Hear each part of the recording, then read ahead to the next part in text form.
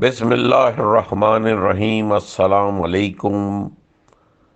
کیا حال ہے؟ گرمی کی شدت ہے، لوڈ شیڈنگ ہے، حبس ہے، گرانی ہے، ذہنوں کی طغیانی ہے، اور زندگی کی روانی ہے۔ کچھ آج کے دن 30 تاریخ جون کی، 30 ذی کی اور 16 بکرمی یعنی ہاڑ کی آج کی پریڈکشن ہے بارش ہونے کی۔ اب پتہ نہیں بارش ہوتی ہے کہ نہیں ہوتی، مگر حالات بہت برے ہیں۔ دعا کیجئے ہمارے اوپر اچھے حکمران آئیں، مگر یہ جو اچھے حکمران یہ تب آئیں گے جب ہم اچھے ہوں۔ ہم خود اچھے نہیں ہیں تو ہم کیوں توقع کریں اچھے حکمران آئیں؟ ہم میں جو ایک چیز ہے کہ بہت ایک کامن ہے کہ کوئی چیز بغیر تحقیق کے آگے کہنا ہو، یہ عادت بہت بری ہوتی ہے ہم لوگوں میں۔ تو میرے دوستوں، میرے عزیزوں، میرے بزرگوں، میرے ہم وطنوں، میری بہنوں، میری بیٹیوں کو میں کہتا ہوں کہ پلیز کبھی کچھ چیز سنیں بغیر تحقیق کے آگے نہ کریں، اور جب بھی کریں ڈسکشن کریں تو ڈسکشن آپ لاجک پہ کریں، فیکٹس پہ کریں، فگرز پہ کریں۔ صرف اس بات پہ ڈسکشن نہ کریں کہ آپ کو میری شکل پسند نہیں ہے یا مجھے آپ کی شکل پسند نہیں ہے۔ تو یہ تو یہ رہا ایک چھوٹا سا درس قومی لیول پہ۔ تو آج ہم زیادہ آپ سے کچھ بات چیت نہیں ہو سکی، میں خود بہت بیمار ہوں، اپر ریسپیریٹری ٹریکٹ انفیکشن ہے، مگر جو کچھ ضروری ہوتا ہے میں ضرور کہوں گا۔ تو انشاءاللہ ملتے ہیں۔ Please don't go anywhere, see you after the break.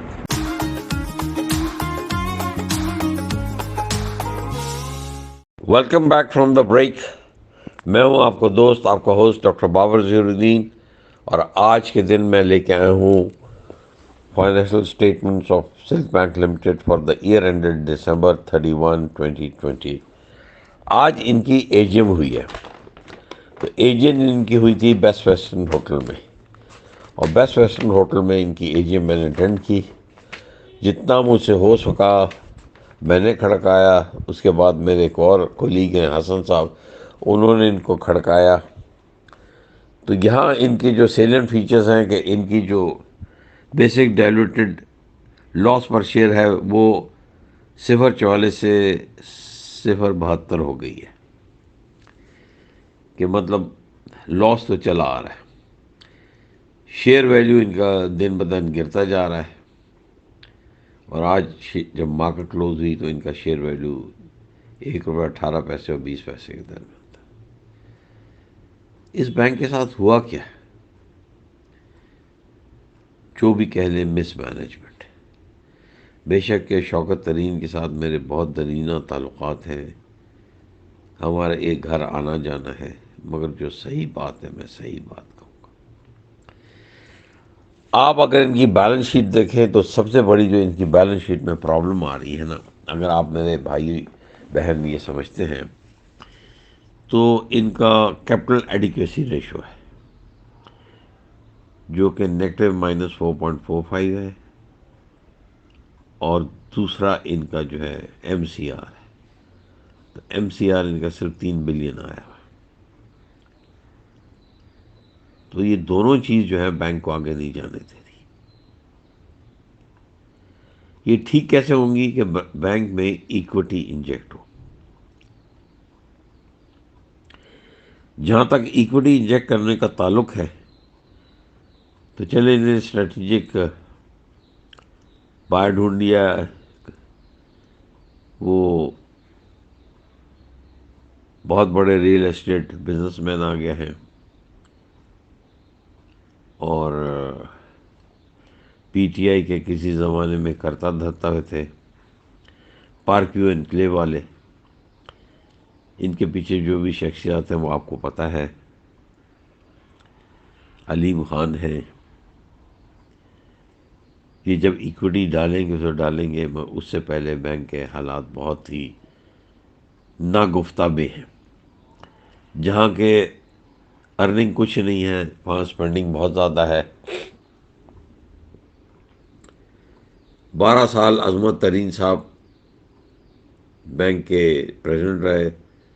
Bank نے کمایا تو کچھ نہیں، مگر 3.5 کروڑ ان کی تنخواہ مل گئی. اسی طرح باقی ڈائریکٹرز اور باقی لوگوں کو ڈبل ڈبل پاجیرو خیر چھوٹی جی کروزنگ اور یہ اور وہ دیتے رہے. تو یہ تو میں نے آپ کو پوائنٹ آؤٹ کر دیا کہ آمدنی 98، خرچہ روپیہ ٹن ٹن گوپال. جس کو میری والدہ صاحبہ اللہ مغفرت کرے کہتی تھی، دمڑی کی بڑھیا ٹکا سر منڈائی.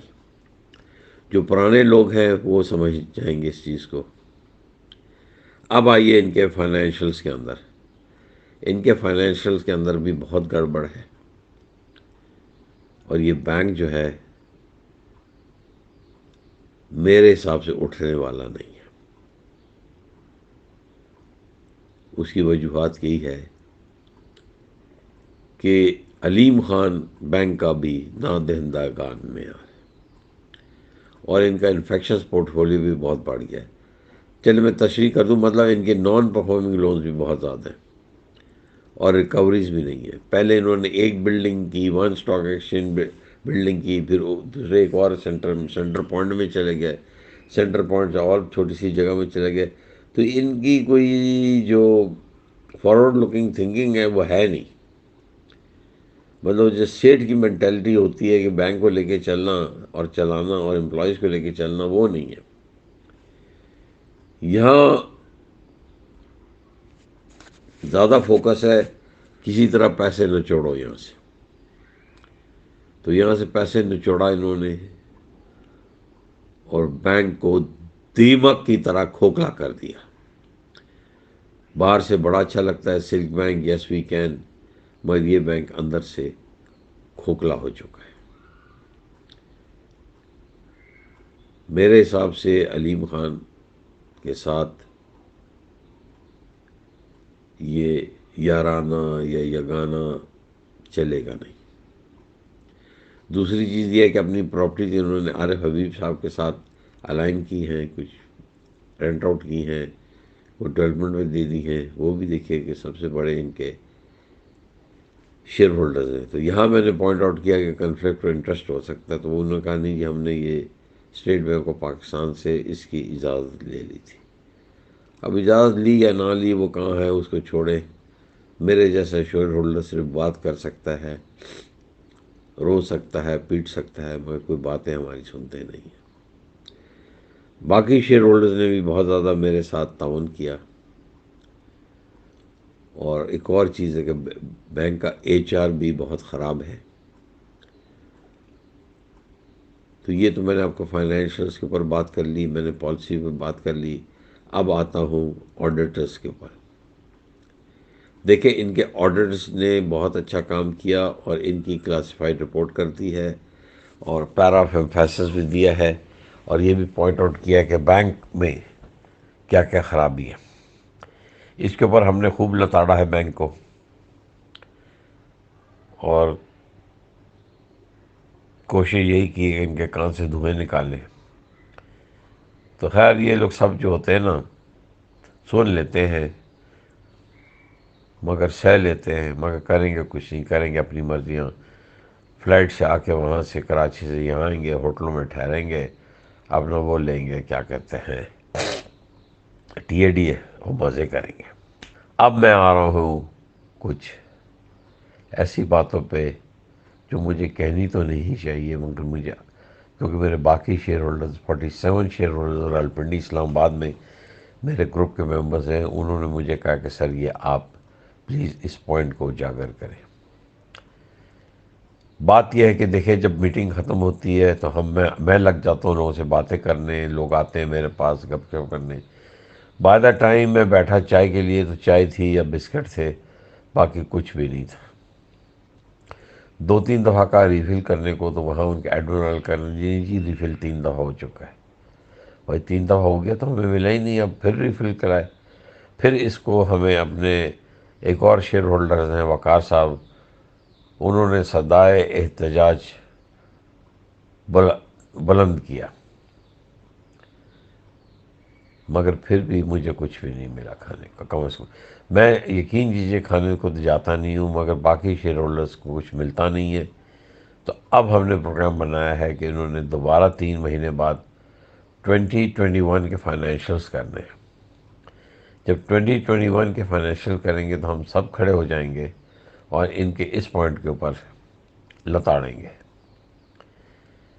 تو bank is a badly manage bank, it is a penny stock not worth investing. میں تو کسی زمانے میں اس کے 12-13 لاکھ شیئر لے کے بیٹھا ہوا ہوں۔ میں تو اس انتظار میں ہوں کہ جس دن یہ 2 روپے جائے گا میں جان چھڑاؤں گا یہاں سے۔ میری جو خرید آ رہی ہے 178 روپیز آ رہی ہے۔ میرا فائنینشیل انالیسس ہے not worth investing, not worth keeping, exit exit exit. میں بھی ایگزٹ کر جاؤں گا جس دن یہ 2 روپے پہ آئے گا۔ آپ کو ہماری آج کی ویڈیو کیسی لگی پلیز کمنٹ سیکشن میں بتائیے گا۔ ہمارے چینل کو سبسکرائب کیجیے گا، اس کو شیئر کیجیے گا تاکہ ہماری پذیرائی ہو۔ اب ہم 4100 سبسکرائبر پہنچ گئے ہیں، مجھے 900 سبسکرائبر اور چاہیے 30 جولائی تک۔ تو امید ہے کہ آپ سب ہیلپ کر کے میرے سبسکرائبر بیس بڑھائیں گے۔ اپنا خیال رکھیے، دعاؤں میں یاد رکھیے۔ انشاءاللہ ایک اور ویڈیو کے ساتھ آپ کے ساتھ جلد حاضر ہوں گے۔ والصلاۃ والسلام خاتم النبیین۔